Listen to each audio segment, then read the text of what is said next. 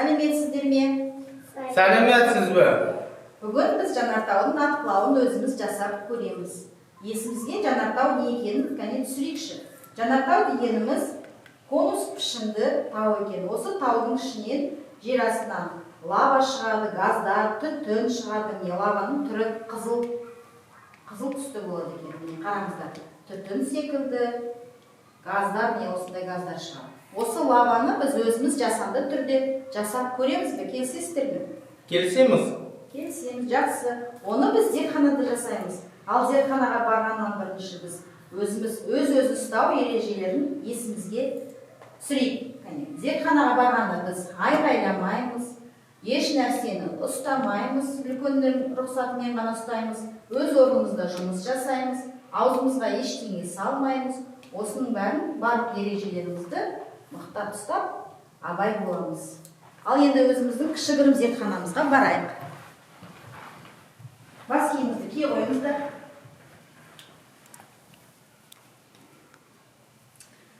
Қазір осы зертханада біз жанартаудың атқылауын өзіміз жасап көреміз.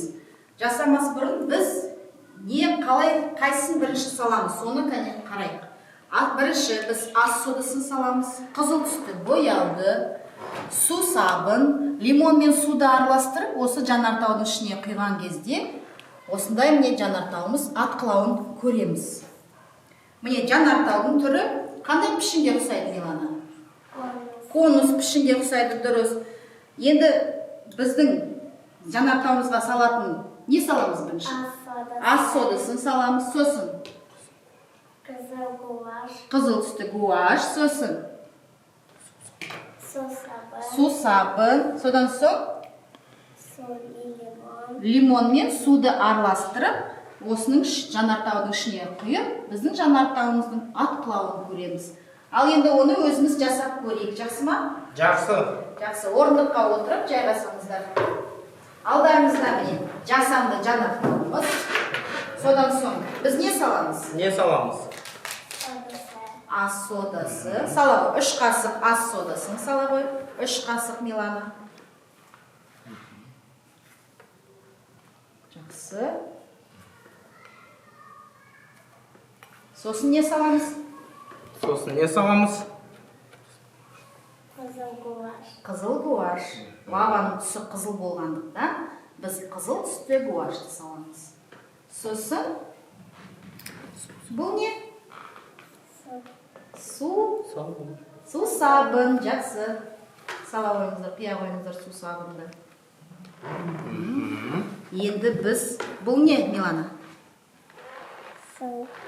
Лимон қышқылымен бұл суды араластырып саламыз. Лимон қышқылын сумен араластырамыз. Содан соң біз оны мына жанартаудың ішіне құямыз. Содан соң біз жанартаудың атқылауын көреміз. Жақсылап араластырамыз біріншіде. Ал енді құя қойыңыздар. Милана, құя қой жанартаудың ішіне. Абайлап ақырын құя қой. Күшті, иә? Осындай жанартауымыз біздің атқылады. Ас содасы мен лимон қышқылы химиялық реакция берген соң, екеуі қосылған соң бізде көпіршіктер пайда болады. Қызыл түсті, өйткені біз қызыл гуаш қостық. Лава қызыл түсті. Ұнады ма сіздерге? Ұнады. Рахмет келгендеріңізге. Осындай жанартаудың атқылауын біз өзіміз жасап көрдік. Сау болыңыз. Сау болыңыздар.